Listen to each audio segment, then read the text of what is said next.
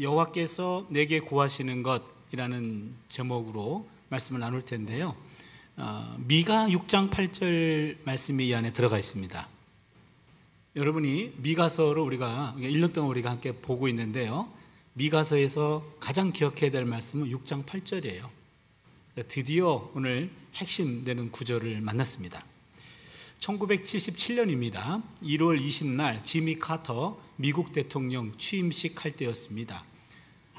미국 대통령 취임식 전통을 따라 성경 위에 손을 얹고 이렇게 대통령이 선서하는 그런 시간이 있습니다. 그때 카터는 이렇게 말했습니다. 나는 지금 성경을 펴놓고 나의 직무 선서를 했습니다. 나는 고대 예언자 미가의 무시간적인 말씀이 기록된 그 구절을 펴놓았습니다. 그리고 카터는 전 세계인이 보는 앞에서 미가 6장 8절 말씀을 봉독했습니다. 6장 8절 말씀이 오늘의 핵심이고 미가서의 핵심이고 예언서 전체의 핵심이라고도 할 수 있습니다. 그래서 오늘 오신 분들은 특별히 잘 오셨습니다. 6장 8절 말씀은 6장 1절부터 8절까지의 말씀 안에 들어가 있기 때문에 그 한 단락을 함께 봐야 됩니다. 6장 1절로 8절까지는 세 구분할 수 있습니다. 1절부터 5절까지는 원고 하나님의 고발, 하나님이 원고셔요. 하나님이 원고가 돼가지고 이스라엘을 고발합니다.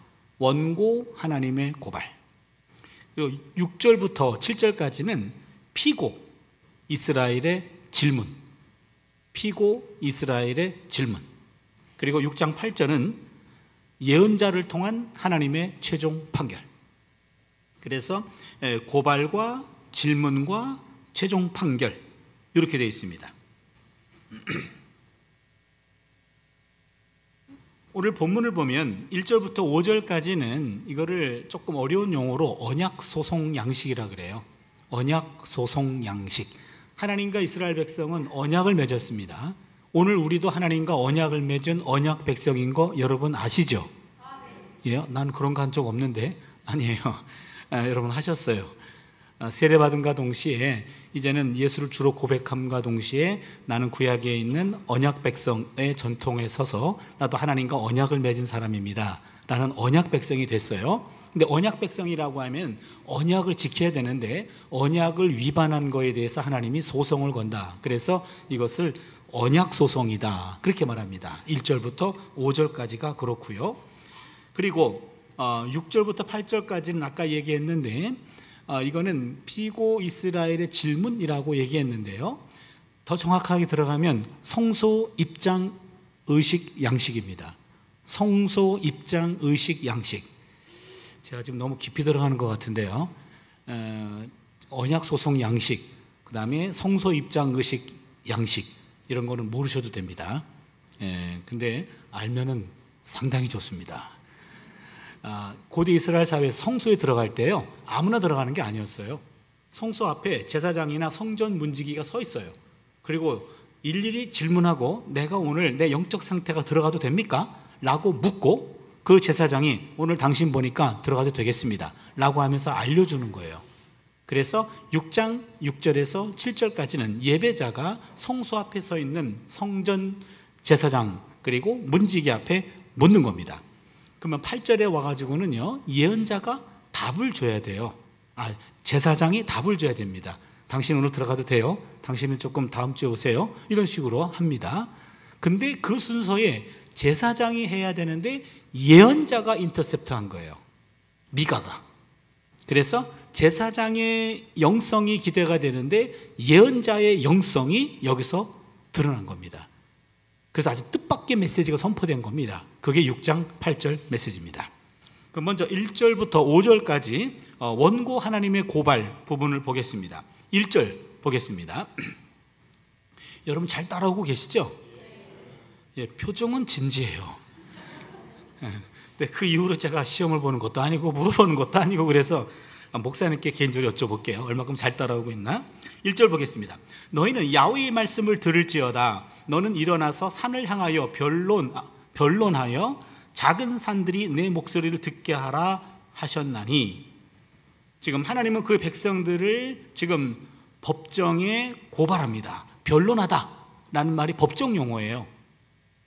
그래서 원고이면서 재판장이신 하나님은 예언자 미가를 대리인으로 세워서 피고 이스라엘에게 소송을 거십니다. 너는 일어나 산을 향하여 변론하여 작은 산들이 내 목소리를 듣게 하라 하셨나니 2절을 보겠습니다. 너희 산들과 땅의 견고한 지대들아 너희는 야훼의 변론을 들으라.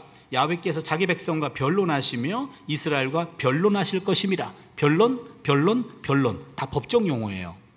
여기 보시면 산들과 땅의 지대들이 법정에 소환됩니다. 여기 땅과 산, 증인으로 소환되는 겁니다. 뜻밖이에요. 사람이 증인으로 불린 것이 아니라 지금 산들과 땅들이 이스라엘의 죄악에 대해서 증인으로 소환돼요. 이건 왜 그러냐면 원래 이스라엘과 언약을 체결할 때 하늘과 땅이 원래 증인으로 섰어요. 신명기 31장 28절인데 너희 지파 모든 장로와 관리들을 내 앞에 모으라. 내가 이 말씀을 그들의 귀에 들려주고 그들에게 하늘과 땅을 증거로 삼으리라. 하늘과 땅을 증거로 삼으리라. 하늘과 땅이 증인으로 소환된 겁니다. 그렇다면 산들과 땅들이 증인으로 소환됐다라고 하는 것은 객관적인 증인이에요. 그렇죠? 이스라엘 백성들과 상관이 없는 그들의 죄악된 것들을 묵묵히 하늘과 땅이 보았습니다. 산도 땅도 그들의 죄악을 봤습니다. 그러기에 그들이 증인으로 소환돼요. 여기 또 하나 깊은 뜻이 있어요. 이스라엘 백성들 가운데는 죄 없는 증인이 없다는 거예요. 그래서 인간들 가운데 증인으로 세울 존재는 하나도 없어요. 다 몽땅 죄인이에요. 그리고 죄 없는 존재들은 그들의 죄악들을 눅눅히 눈여겨보고 있던 하늘과 땅, 산들 이런 것들이 증인으로 소환되고 있어요. 가끔 우리 그러잖아요. 이 인간아 하늘이 보고 있어. 그렇잖아요. 저만 그런가요? 그런 거 얘기하잖아요. 하늘이 보고 있어. 그런 얘기입니다. 하늘과 땅이 산들이 우리의 온갖 죄악들을 다 보고 있다. 3절을 보겠습니다. 이르기를 내 백성아 내가 무엇을 내게 명하여 행하였으며 무슨 일로 너를 괴롭게 하였느냐 너는 내게 증언하라.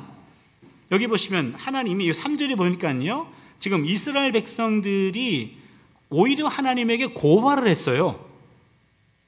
내가 무엇을 내게 행했다고 무슨 일로 너를 괴롭게 하였느냐 하나님이 우리를 괴롭게 했습니다 라고 하나님을 고소한 거예요. 그래서 하나님께서 막 고소한 겁니다. 그래 증거를 좀 대봐. 내가 당신들한테 잘못한 게 뭐가 있나 당신들이 좀 증거를 대보시오 라고 해서 하나님이 막 고소를 한 겁니다. 4절 5절을 보시면 내가 너를 애굽 땅에서 인도해내어 종노릇하는 집에서 속량하였고 모세와 아론과 미리암을 내 앞에 보내셨느니라.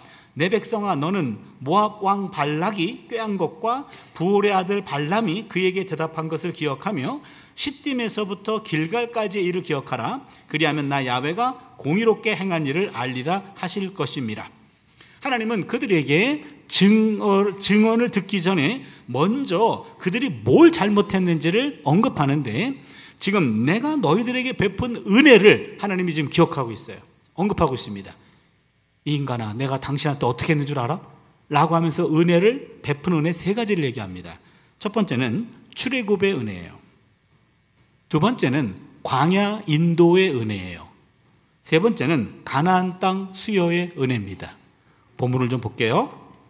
먼저 4절 상반절을 보시면 내가 너를 애굽 땅에서 인도해내어 종노릇하는 집에서 속량하였고 여기입니다. 이것은 출애굽의 은혜를 말합니다. 너희들이 애굽 땅에서 종살이할 때 내가 너희들을 속량했어. 여러분 속량이라고 하는 이 단어는 값을 치르고 사왔다는 얘기예요. 구속하다라는 말로도 번역이 되는데 속량하다, 파다라고 하는 이 히브리어는 값을 치르고 사온 겁니다. 그러니까 너희들의 노예값을 내가 치르고 너희들을 사왔어. 그래서 그들이 구원받은 거예요. 이게 속량이라는 말입니다. 그러니까 출애굽의 은혜는 너희들의 몸값을 내가 이집트에 치르고 너희들을 빼내온 거야. 이게 출애굽의 은혜란 얘기죠. 그리고 두 번째는 모세와 아론과 미리암을 내 앞에 보냈느니라. 여기 보시면 모세와 아론과 미리암을 앞에 보내서 광야에서 그들을 인도했다, 이런 말입니다. 광야 시절을 보낼 때 여러분, 이게 모세와 아론과 미리암은 저는 출애굽 3인방이라고 불러요. 출애굽 때 요 3인의 가족이, 3인의 어찌 보면은 이게 남매가 되는 거죠, 맞죠? 예, 한 가족이죠. 그래서 모세하고 아론하고 미리암, 모세는 아론은 형이고 미리암은 누님이고 한 가족인데, 요 세 사람이 아주 그 당시 탁월한 지도자였습니다. 모세는 율법 전문가예요. 모세는 하나님의 율법을 받아서 전달해 준 율법 전문가, 아론은 제사장의 대표, 그리고 미리암은 예언자 대표. 그렇다면은 요 모세와 아론과 미리암을 너희들에게 보냈다라고 하는, 네 앞에 보냈다라고 하는 말은 하나님이 광야에서 이들을 이끌기 위해서 율법과 토라, 그 다음에 제사와 죄를 없앨 수 있는 길을 보여준 겁니다. 그 다음에 예언, 하나님 말씀을 풀이해 주는 거죠. 총동원했고 이것들을 선물로 주셨고 이것들을 통해서 그들을 광야에서 인도한 겁니다. 그러니까 출애굽을 할 때 속량했어. 죗값을 내가 치렀어. 그리고 광야에서 인도할 때 너희들에게 모세와 아론과 미리암을 보냈잖아. 출애굽 3인방을 보냈잖아. 그 총동원해가지고 너희들을 그 인물들을 보냈기 때문에 일종의 어벤져스급이 되는 거예요. 그들이 너를 인도했어. 광야 인도의 은혜를 내가 베풀었잖아 라는 말입니다. 그 다음에 5절을 보시면 내 백성아 너는 모압 왕 발락이 꾀한 것과 부올의 아들 발람이 그에게 행한 것을 기억하며 시딤에서부터 길갈까지 이를 기억하라. 그리하면 나 야훼가 공의롭게 행한 일을 알리라 하실 것입니다. 여기 5절부터 와가지고는요, 많은 분들이 좀 생소할 거예요. 발락 누구요? 발람 뭐요? 시딤 어디요? 길갈 뭐요? 이렇게 될 거예요. 그렇죠? 그럼 여러분들 몽땅 하나님의 은혜를 다 잊어버린 사람들이에요. 하나님이 이런 은혜를 베풀었는데 뭔 소리야? 걘 누구요? 이렇게 됩니다. 그러니까 오늘 죄송한데요, 몽땅 회개하셔야 돼요. 간략하게만 말할게요. 이게 가나안 땅을 수여하는 사건인데요, 무슨 말이냐면 지금 모압 왕 발락이 이집트에서 종놀이하던 히브리인들이 출애굽을 하고 난 다음에 그들이 있는 지역으로 쳐들어온다는 보고를 받았어요. 모압 왕 발락이. 그래서 발람이라는 예언자를 사주해서 돈을 주고 사요. 그래 놓고 이스라엘을, 저 사람들을 저주하라 라고 하는 저주 예언을 기대합니다. 그런데 하나님이 그 발람의 저주 예언을 축복으로 바꾸셨어요. 그러니까 엄청나게 돈을 주고 샀는데 그가 원하는 예언이 나온 것이 아니라 오히려 이스라엘을 축복하는 예언이 나왔어요. 그래서 지금 가나안 땅에 들어가는 모든 방해되는 세력들을 하나님이 일일이 앞서가지고 꺾어주시는 거예요. 이스라엘 백성들이 맞닥뜨리기 전에 하나님이 앞장서가지고 그 예언자의 예언을 바꾸게 해서 저주를 축복으로 바꿔주면서 그들의 장애들을 다 막아주신 것, 그게 바로 여기 나와 있는 발락이 꾀한 것과 그리고 발람이 그에게 대답한 것을 기억하라, 그 내용입니다. 성경에 나오는 내용이에요. 그 다음에 시딤에서부터 길갈까지 이를 기억하라. 여기 시딤이라고 하는 것은요, 이스라엘이 요단강을 건너기 전 마지막 머물렀던 곳, 오늘날의 요르단 지역이죠. 요단강 동편 서편. 잘 모르시죠? 죄송합니다. 저만 여러 번 갔다 와서. 요르단 쪽에서 마지막 요단강 건너기 전에 마지막 머물렀던 지역이 시딤 지역이에요. 성경에 나옵니다. 여호수아 3장 1절인데 또 여호수아가 아침에 일찍 일어나서 그와 모든 이스라엘 자손들과 더불어 시딤에서 떠나, 여기 시딤이 나옵니다. 요단에 이르러 건너가기 전에 거기서 유숙하니라. 그래서 요단강 건너기 전에 가나안 땅 들어가기 전 마지막 머물렀던 곳이 시딤, 길갈은 요단강을 건너자마자 첫 번째 진을 친 장소. 그게 여호수아 4장 19절에 나오는데요, 첫째 달 10일에 백성이 요단에서 올라와 여리고 동편 경계 길갈에 진침해. 그러면 상황 이해하시겠습니까? 요단강 가나안 땅 들어가기 직전에 마지막 진을 쳤던 시딤, 건너자마자 첫 번째로 진을 쳤던 길갈. 하나님은 가나안 땅에 진입하기 직전부터 직후까지도 치밀하게 인도하신 거예요. 그러니까 하나님이 그들을 이집트에서 출애굽시켰고 그 척박한 광야 땅에서 출애굽의 어벤져스, 출애굽 3인방을 다 보내줬고, 그리고 가나안 땅 들어가기 전에 직전에 시딤에서부터 점검하고 건너자마자 길갈까지 인도하신 거예요. 아니, 이런 도로 했는데 나를 고소해? 언약을 위반해? 기가 막힌 일이 벌어진 거죠. 그리고는 이제 6절과 7절에 피고 이스라엘이 질문합니다. 내가 무엇을 가지고 야훼 앞에 나아가며 높으신 하나님께 경배할까? 내가 번제물로 1년 된 송아지를 가지고 그 앞에 나아갈까? 야훼께서 천천의 순 양이나 만만의 강물 같은 기름을 기뻐하실까? 내 허물을 위하여 내 맏아들을 내 영혼의 죄로 말미암아 내 몸에 열매를 드릴까? 아주 유명한 말씀인데요. 먼저 6절을 잠깐 보시면, 내가 무엇을 가지고 야훼 앞에 나아가며 높으신 하나님께 경배할까? 이건요, 예배자가 성소에 들어갈 때는요, 제사 드릴 때 제물을 가져가게 되어 있잖아요. 예물을 가져가게 되어 있습니다. 그래서 내가 무엇을 가지고 야훼 앞에 나가며 높으신 하나님께 경배할까요? 예배는 제물을 드리는 거죠. 그래서 여러분, 율법에 따르면 하나님을 경배할 때 빈손으로 와서는 안 됩니다. 출애굽기 23장 15절을 보시면, 너는 무교병의 절기를 지키라. 내가 내게 명령한 대로 아비월에 정한 때에 이래 동안 무교병을 먹을지니 이는 그 달에 네가 애굽에서 나왔음이라. 빈손으로 내 앞에 나오지 말지니라. 하나님 앞에 올 때는 반드시 뭔가 감사에 표현할 수 있는 뭔가 예물을, 제물을 가져오게 되어 있는 겁니다. 그래서 내가 무엇을 가지고 하나님께 나아갈까요? 라고 제사 드리기 위해서 묻는 거예요. 그럴 때 거기 보시면 6절 하반절에 내가 번제물로 1년 된 송아지를 가지고 그 앞에 나아갈까요? 1년 된 송아지, 아주 귀한 제물입니다. 1년 된 송아지를 하나님께 바칠까요? 아니면 천천의 순양이나 만만의 강물 같은 기름을 드릴까요? 엄청나게 많은 기름을 드릴까요? 아니면 내 허물로 인하여 내 맏아들을 드릴까요? 그러면 1년 된 송아지는 번제입니다. 천천의 순양이나 만만의 강물 같은 기름은 소제예요. 그리고 내 죄로 말미암아 내 맏아들을 드릴까요? 아브라함이 이삭을 바쳤죠. 속죄제입니다. 그러면은 하나님이 지금 원하시면 제가 번제도 드릴 수 있고요, 소제도 드릴 수 있고요, 그리고 속죄제도 드릴 수 있습니다 라고 하면서 이 요 예배자는 하나님 앞에 와서 철저하게 지금 참여하고자 하는, 하나님과의 관계를 회복하고자 하는 그런 불타는 의지를 여기서 볼 수 있습니다. 그런데 놀라운 것은 하나님께서 이 모든 제물들을 연락하지 않으신다는 거예요. 번제도, 소제도, 속죄제도 모두 거부됩니다. 여러분, 번제와 소제와 속죄제는요, 하나님이 가르쳐 주신 거예요. 레위기 1장부터 7장까지 나오잖아요. 읽기 싫은데, 그렇죠? 근데 여러분, 레위기 제사법은 구약의 복음이에요. 우리는 레위기가 복음같이 느껴지지 않죠? 통독할 때 엄청난 장벽으로 느껴지죠?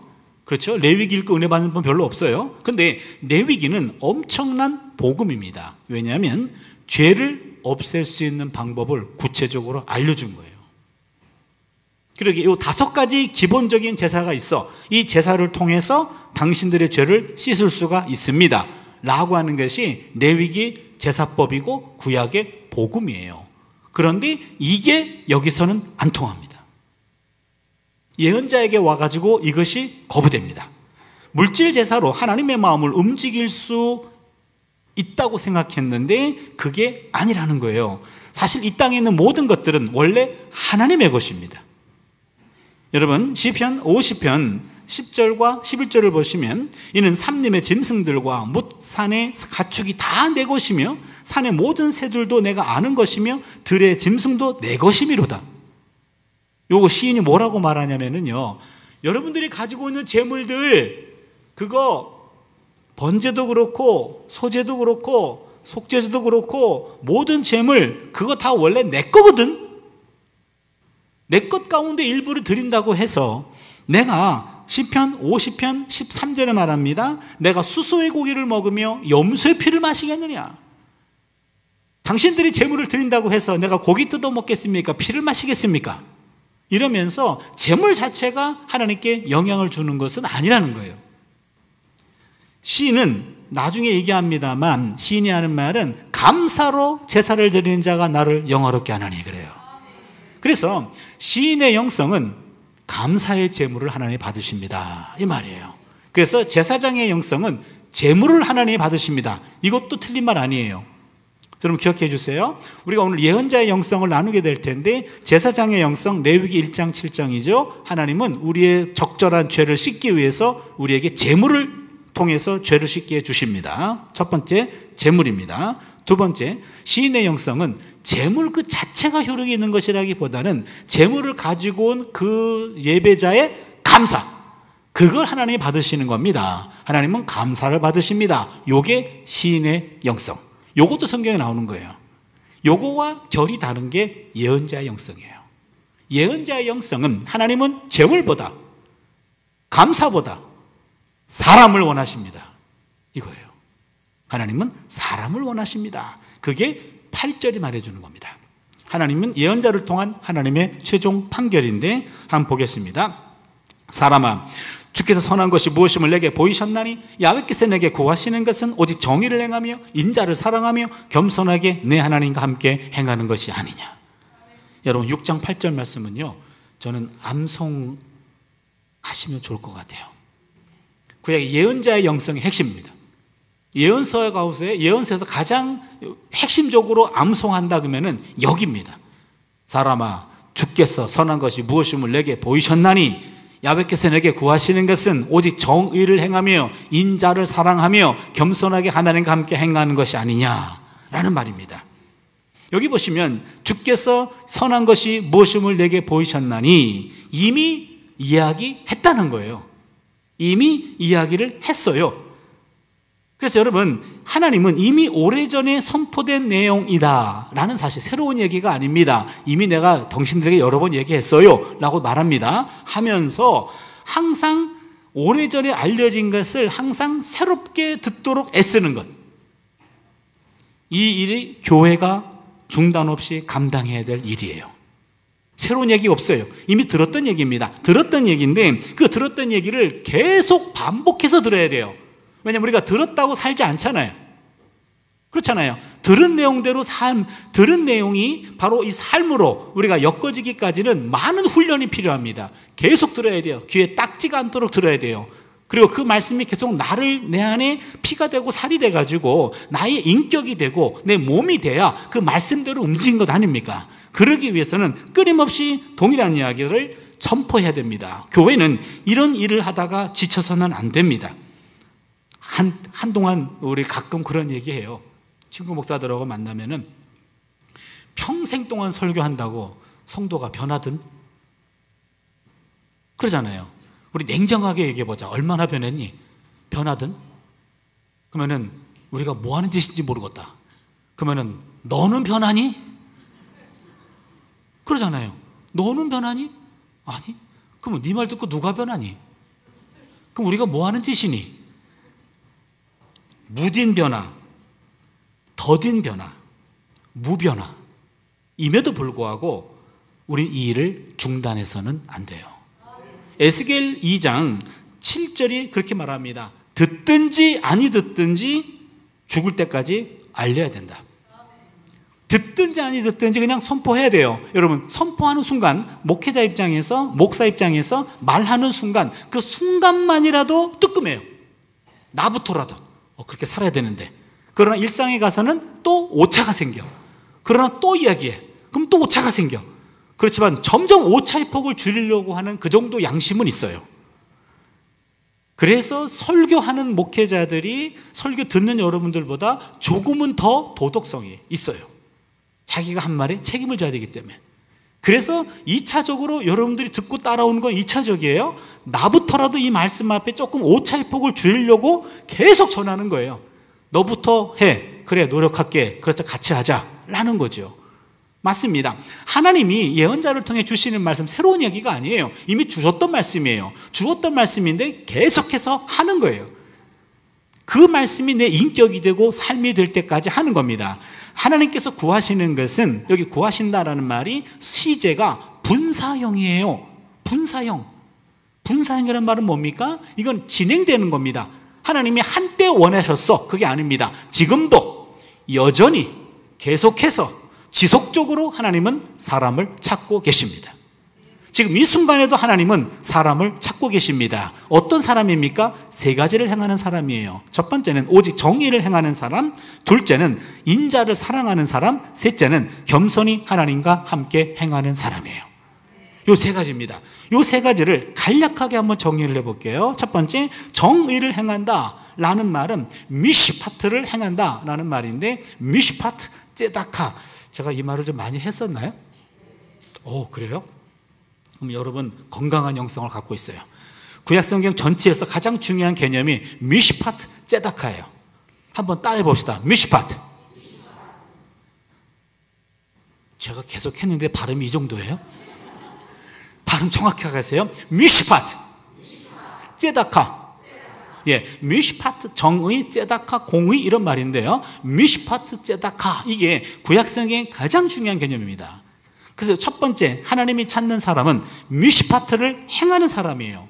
미시파트를, 정의를 행한다 라고 하는 말, 구약성경에서 정의를 행한다라는 말은요, 약자들을 돌보는 걸 말해요.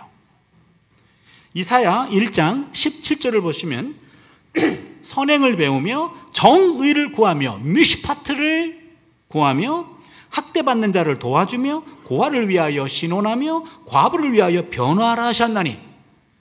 오늘 성구 자막을 그래도 빨간 색깔도 해주고 히브리어도 넣어주고 아주 갈수록 진보하네요. 좋습니다. 예. 정의, 미시파트예요. 미시파트를 구하는 것은 학대받는 자 도와줍니다. 고아를 신원합니다. 과부를 변호합니다. 여러분 잘 들으세요. 아주 간단해요. 정의를 행한다라는 말은 성경적인 정의에 따르면 약자 돌봄, 약자 연대, 이게 정의를 행하는 겁니다. 어떤 공동체든 간에 항상 약자는 있어요. 근데 약자들은 사람들의 의식 속에서 그냥 무시돼요.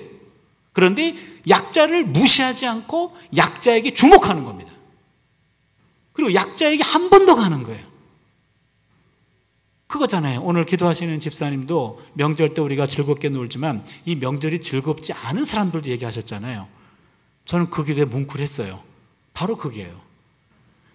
밝은 면만이 아니라 어두운 면, 잘 나간 사람만이 아니라 힘든 사람, 거기까지 특별히 힘든 사람에게 눈길을 주는 것, 그게 정의를 행하는 거예요. 이게 우리 기독교인들의 시각이 되는 거죠. 그래서 정의를 실천하는 사람은요, 내 이익이 기준이 아니에요. 정의를 실천하는 사람은요, 편리함이 기준이 아니에요. 정의를 실천하는 사람은요, 욕망이 기준이 아니에요. 정의를 실천하는 사람은요, 하나님의 마음을 헤아려요. 정의를 실천하는 사람은요, 예수님이라면 어떻게 하셨는가, 그거를 먼저 생각해요. 이 일이 나한테 어떤 이익이 있나, 어떤 편리함이 있나, 내가 하고 싶은 건가, 이것보다는 내 안에 주인 되신 하나님이 과연 뭐라고 생각하실까? 하나님의 마음이 10가지로 모아진 것 십계명이에요. 예수님의 마음이 모아진 것 마태복음 5장, 6장, 7장 산상수훈이에요. 산상수훈의 핵심은 주기도문이에요. 그러기에 십계명과 주기도문은 단순히 예배용이 아니라 일상용이에요. 일상에서 십계명을 계속해서 묵상하는 겁니다. 내 일터에서 십계명을 묵상해요. 내 일터에서 주기도문을 묵상해요. 하나님의 마음과 예수님의 마음을 내 안에 계속해서 이렇게 쌓아두는 겁니다. 그 하나님이라면 어떻게 하셨을까? 예수님은 어떻게 하셨을까? 그 기준에 따라서 하는 것, 그것이 바로 정의를 행하는 거죠. 그래서 정의를 행한다는 말은 아주 간단합니다. 예언서에서 말하는 것, 구약에서 말하는 것은 약자 주목, 약자 돌봄, 약자 연대까지 가는 것. 약자 연대까지 가는 거는요, 굉장히 어려운 것 같아요. 그러나 적어도 약자를 주목한다, 약자와 연대한다, 여기까지는 가야 됩니다. 그게 정의를 행하는 거예요. 하나님은 그런 사람을 찾고 계십니다. 두 번째는 인자를 사랑하며. 여기 인자라는 말은 히브리 말로 크세드라고 그래요. 요 크세드란 발음, 이거 참 고약하다 그랬죠. 기억나시죠? 가래 뱉기 직전이라고.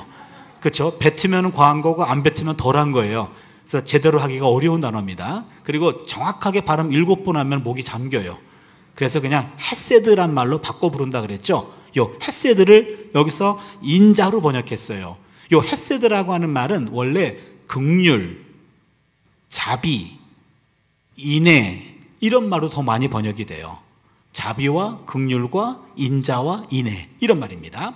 그런데 요 헤세드라고 하는 말은 제가 깊이 한번 따져보니까 요 말은 아내와 남편 사이에서 마땅히 지켜야 할 바를 지킴, 남편과 아내 사이, 아버지와 아들 사이에서 마땅히 지켜야 할 바를 지킴, 친척 사이, 친구 사이, 손님과 주인 사이, 윗사람과 아랫사람 사이에서 서로가 서로에 대해서 마땅히 지켜야 할 바를 지킴. 제가 곰곰이 생각해 봤어요. 우리나라 말로는 도리라는 말이 가장 적절한 것 같아요. 인간적 도리. 그게 남편에 대한 아내의 도리가 맞습니까? 그게 아내에 대한 남편의 도리가 맞습니까? 그게 부모에 대한 자식의 도리로 그래도 됩니까? 자식에 대한 부모의 도리대로 살고 있습니까? 이런 관계 속에서의 마땅히 지켜야 할 바, 그 도리. 하나님에 대해서는 바로 성도의 도리가 있고 인간관계 속에서는 인간적인 도리가 있어요. 그래서 헤세드라고 하는 말은 관계 속에서의 신실함, 관계 속에서의 신실함, 영어로 표현하면 faithfulness, faithful, faith, 믿음이 full한 ness, 신실함, 성실함, 그게 헤세드라는 단어의 의미입니다. 그렇다면 이 인자를 사랑하라고 그래요.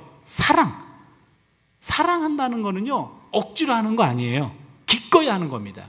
그러니까 내게 주어진 인간적인 도리를 기꺼이 하는 거예요. 제가 남편 맞죠? 예. 내 아내에 대한 남편의 도리 기꺼이 해요. 뭐 보답하는 것 두 번째고 기꺼이 해요. 내 딸들에 대한 아빠의 도리 기꺼이 하려고 그래요. 우리 부모님에 대한 아들의 도리 기꺼이 하려고 그래요.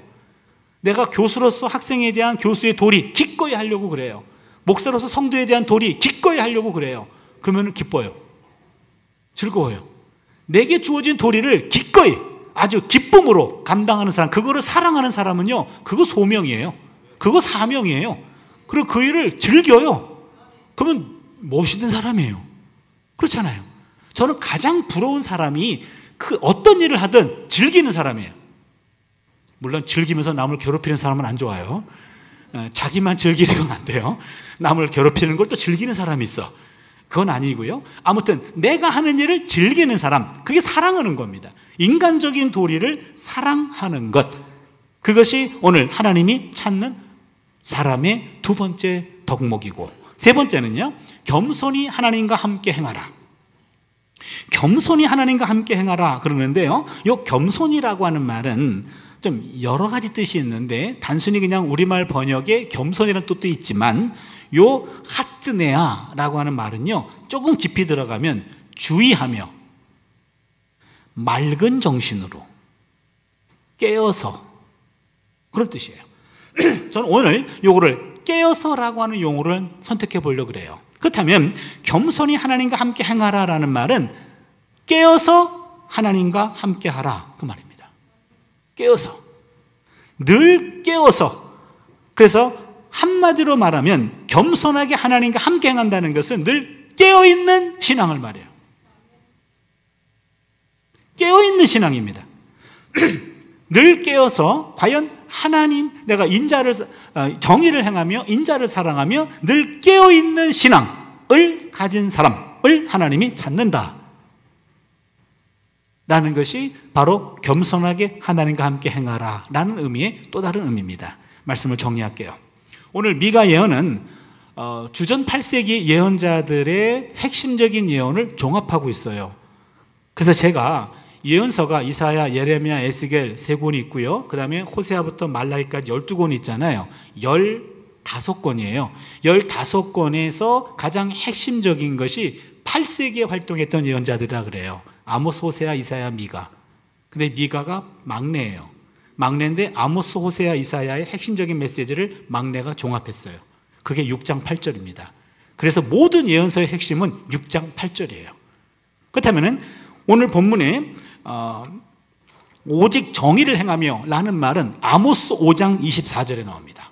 오직 정의를 물같이 공의를 마르지 않는 강같이 흐르게 할지어다. 저기 정의라는 말이 미슈파트입니다. 그래서 아모스 5장 24절은 아모스의 핵심 구절입니다. 이거를 미가가 따왔어요. 또한 인자를 사랑하며 라는 것은 호세아 6장 6절입니다. 나는 인내를 원하고 제사를 원하지 아니하며 번제보다 하나님을 아는 것을 원하노라. 호세아 6장 6절은 호세아의 핵심 구절이에요. 여기서 헤세드, 인내라는 말이 헤세드인데 이걸 따온 겁니다. 그래서 호세아는 헤세드의 예언자라고도 말해요. 아모스는 정의의 예언자라고도 말하고, 마지막 세 번째로 겸손하게 하나님과 함께 행하라 라는 말은 이사야의 핵심 구절이에요. 이사야 7장 9절을 보시면요, 만일 너희가 굳게 믿지 아니하면 너희는 굳게 서지 못하리라. 하나님 앞에 굳은 믿음, 굳게 서다 라고 하는 이 믿음, 하나님을 주목하는, 그리고 깨어있는 신앙, 이것이 이사야가 말하는 핵심 메시지입니다. 그렇다면 하나님은 지금도 사람을 찾고 계셔요. 바로 이 세 가지를 행하는 사람, 정의를 실천하는 사람, 그리고 도리를 사랑하는 사람, 인간적인 도리를 사랑하는 사람입니다. 저는 이 두 번째, 인간적인 도리를 사랑한다라는 것을 조금 더 강조하고 싶습니다. 하나님의 백성이라고 해서 하나님하고의 관계만 중요한 것이 아닙니다. 종종 우리 가정과 일터와 학교에서 나에게 부여된 본분을 소홀히 하고 하나님의 일, 주로 교회의 일에만 매달리는 그리스도인들이 종종 있습니다. 그런 사람들을 오히려 우리는 또 칭찬해줘요. 그러나 여러분, 하나님이 일하시는 것은 교회로만 국한되지 않아요. 그렇잖아요. 하나님은 교회를 포함해서 세상에서도 일하고 계십니다. 하나님이 계신 것은 교회 안에 갇혀 있지 않아요. 하나님은 이 세상 모든 곳에 계십니다. 또한 하나님의 영광이 가려질 수 있는 곳은 어디에도 없어요. 그런데 한국교회는 하나님의 일꾼보다는 교회의 일꾼을 더 많이 양산하고 있는 것은 아닌가. 지금부터 가정과 사회 구석구석에서 주어진 도리, 이게 교회 안에서만의 도리가 아닙니다. 가정에서의 도리가 있어요. 일터에서의 도리가 있습니다. 교회에서의 도리도 있고요. 이 도리들을 잘 감당하는 그런 성도님 되어주시기를 바랍니다. 그래서 교회 안에서의 직분이라면 그 직분값을 일상에서 해내야 돼요.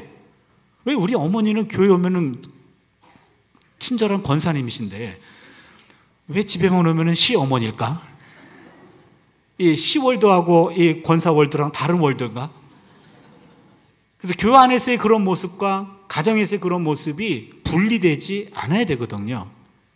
그래서 내가 신앙인으로서의 정체성은 여기서만 필요한 것이 아니라 직장에서도 필요하고 가정에서도 필요합니다. 그렇게 도리라고 하는 것은 내가 일터에서 주어진 도리, 가정의 도리, 교회의 도리, 그 도리를 잘 감당해낼 수 있기를 바랍니다. 그것이 즐거워야 돼요. 그거를 즐길 때 그 사람은 멋있는 삶을 살고 있는 거죠. 마지막 세 번째는 깨어있는 신앙입니다. 아까 말씀드렸죠. 겸손하게 하나님과 함께 행하라 라는 말은 늘 깨어있는 거예요. 어떻게 깨어있습니까? 하나님이 늘 옆에 있는 것을 깨서 주목하고 그것을 인정하고 그것을 내가 느끼는 거예요. 하나님 우리 옆에 계신 거 믿으시죠? 그렇죠? 그 하나님을 놓치지 않는 겁니다. 신명기 31장 6절을 보시면 너는 마음을 강하고 담대하라. 두려워하지 말라. 그들 앞에서 떨지 말라. 이는 내 하나님 야훼 그가 너와 함께 가시며 결코 너를 떠나지 아니하시며 버리지 아니하실 것입니다. 이거예요.